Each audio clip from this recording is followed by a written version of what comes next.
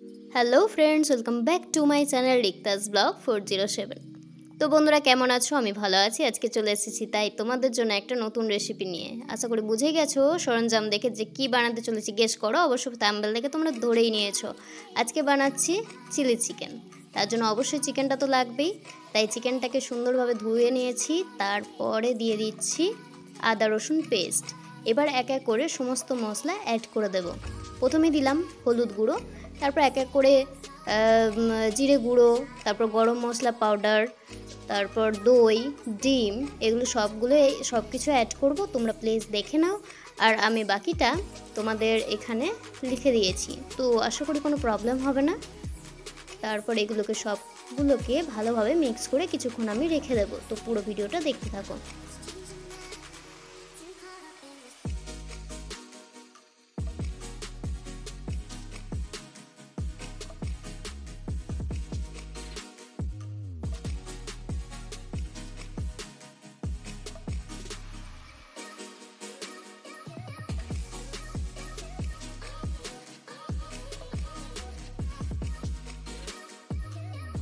তো নুনটা তোমরা তোমাদের পরিমাণ মতো আন্দাজ মতো দিয়ে দেবে। আমি এখানে আমার পরিমাণ মতো দিয়ে দিয়েছি। অনেকের তো নুনটা কেউ বেশি কম খায়, তো সেটা তোমরা তোমাদের আন্দাজ মতো দিয়ে দিও।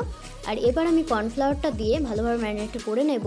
কর্নফ্লাওয়ারটা আমি অল্প অল্পভাবে দিচ্ছি আর ম্যারিনেট করছি, কারণ একভাবে দিয়ে দিলেও যদি একটু বেশি টাইট হয়ে যায় তো প্রবলেম হয়ে যাবে। তাই একবার করে করে দিয়ে আমি এটাকে ম্যারিনেট করে নিলাম।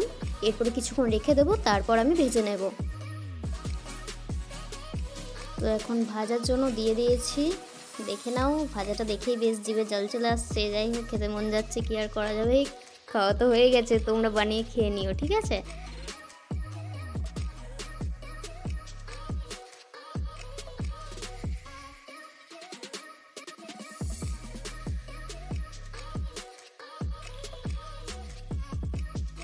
তো এই দেখো, আমি কিন্তু রাঁধুনি, হ্যাঁ, প্রমাণ দিয়ে দিলাম। আমি কিন্তু রান্নাটা করছি। কি সুন্দর লাল লাল লাল লাল করে ভাজছি। দেখো, আর খেয়ে নাও, পারলে যদি তুলতে পারো এখান থেকে তুলে তুলে খেয়ে নাও। আমরা তো খেয়ে নিয়েছি। কি সুন্দর হয়েছে দেখো, কালারটা বেশ সুন্দর এসছে। আর সত্যি খেতে কিন্তু খুব সুন্দর হয়েছিল। আমরা চিলি চিকেন বানাতে গিয়ে জানো তো এই পকোড়ায় অনেকগুলো খেয়ে নিয়েছিলাম। তো যাই হোক, বলে লাভ নেই, অনেক খেয়ে নিয়েছি। আর তোমরা করে দেখতে পারো, খুব সুন্দর টেস্ট হয়েছিল। এই দেখো, সবগুলো এখন তোলা হয়ে গেছে। এবার চিলি চিকেনের জন্য পেঁয়াজ আর ক্যাপসিকামটাকে দিয়ে দেবো তেলের মধ্যে। অপশনাল, তোমরা রসুন কুচি দিতে পারো, এর আগে আমি দিইনি। অনেকেই দেয়, বাট আমাদের এটা পছন্দ না, মানে একটু সেন্টটাও একটু অন্যরকম আসে। আবার অনেকে পছন্দ করে, তো সেটা অপশনাল, তোমরা দিতেও পারো, নাও দিতে পারো।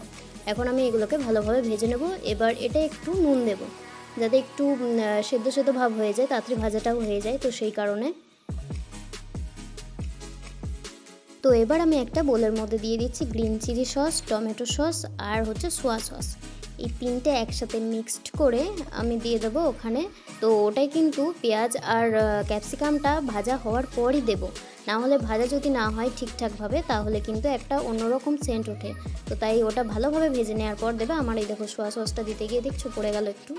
সো যাই হোক, এটাকে আমি একটু ভালোভাবে ফেটিয়ে নিয়ে তারপরে দিয়ে দেবো। আর একদিকে আমি একটা বোলের মধ্যে কর্নফ্লাওয়ারটা জল দিয়ে ঢেকে রেখে দিয়েছি। ওটা সসটা দিয়ে দেওয়ার পর তারপরে ওটা কর্নফ্লাওয়ারটা জল দিয়ে দেবো আমি ওখানে। কর্নফ্লাওয়ারটা দেওয়ার কারণ হচ্ছে এখানে এই ব্যাটারটা যেটা, এটা বেশ একটু ঘন টাইপের হয়, আর একটু কী বলবো, গ্রেভি টাইপটাও ভালোভাবে হয়। তো সেই কারণে এই কর্নফ্লাওয়ারটা জল দিয়ে দিই আমি। তো আশা করি সবাই দেয়। যাই হোক, আমি আমারটা দেখাচ্ছি। এরপরে দেখো, এটা ফুটে এলে না কালারটা পুরো চলে আসে এক্স্যাক্ট। তো তারপর ফুটে গেছে, এরপর আমি দিয়ে দিচ্ছি সব পকোড়াগুলো।